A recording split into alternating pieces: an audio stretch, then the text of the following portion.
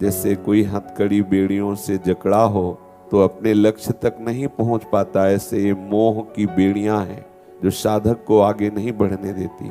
एक बेड़ी जननी जनक बंधु सुत दारा, तन धन सुहृद भवन परिवारा, ये सब बेड़ियां ही तो हैं।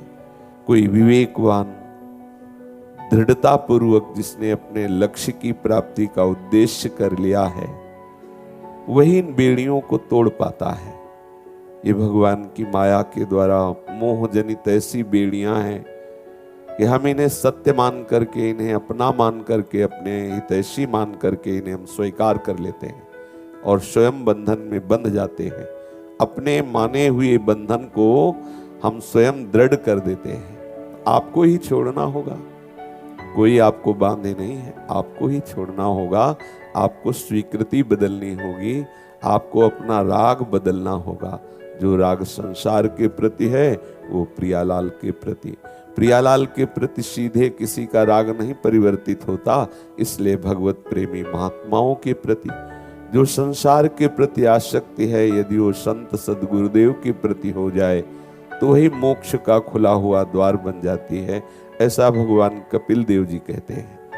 पहला दृढ़ निश्चय करें कि मुझे अब सब कुछ सहना है, लेकिन प्रिया प्रीतम से बिलग नहीं रहना है। कोई भी वृत्ति, कोई भी क्षण हम श्यामा श्याम के चिंतन से रहित नहीं होंगे। चाहे जितना मुझे बाहरी दुख दिया जाए, बाहरी प्रतिकूलता दी जाए, हम विचलित नहीं होंगे। नानक साहब जी कहते हैं, वही उपासक अपने हृदय में भगवत प्रकाश का अनुभव कर पाता है।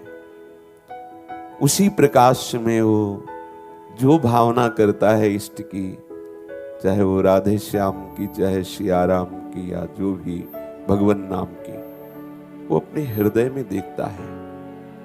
उसी ब्रह्म के प्रकाश में अपने आराध्य देव का साक्षात्कार पाता है। कौन सा उपासक? जो बाहरी दुख को दुख मान करके भगवद विस्मरण के गर्त में नहीं पड़ता। ये आएंगे, इसका नाम दुखालय है। भले आपको भ्रम से लग रहा हो कि मैं सुखी हूं, बहुत हमारी सब कामनाओं की पूर्ति होती है, जो मैं चाहता हूं वो पूर्ण हो जाता है, सब भ्रम है। जब चाह ही मिट जाए तब मानना कि आप पूर्ण की तरफ जा रहे हैं। चाह हुई और पूर्ण हो गई, ये तो सुकृत का फल है, ये विश्राम थोड़ी है। विश्राम तो ये जा ही न चाही कबों कछ, ये विश्राम भूमि है। ब्रह्मभूता प्रसन्नात्मा न सोचति न कांक्षति, ये विश्राम भूमि है। यहां न कोई शोक है, न कोई चाह है। आप ऐसे धैर्यवान बनो, नहीं तो विचलित हो जाओगे। कोई भी दुख, विपत्ति, संकट आपके जीवन में आए तो आप भगवत स्मरण न छोड़ना, बस इतनी बात आप पकड़े रहना। अगर स्मरण छूट गया तो वो विपत्ति वास्तविक विपत्ति हो गई। यदि स्मरण हो रहा तो विपत्ति संपत्ति बन जाएगी, विपत्ति आनंद का स्वरूप बन जाएगा। भगवत स्मरण परायण साधक के मार्ग का हर सूल फूल बन जाता है। भगवत विमुख जीव के मार्ग का हर फूल सूल बन जाता है। सावधान होकर के इस बात पर ध्यान दें। भगवत मार्ग का उपासक भगवत स्मृति परायण होकर जब कदम आगे बढ़ाता है तो हर सूल फूल बन जाता है। कहीं ऐसी कोई बाधा नहीं कि उसे परास्त कर सके।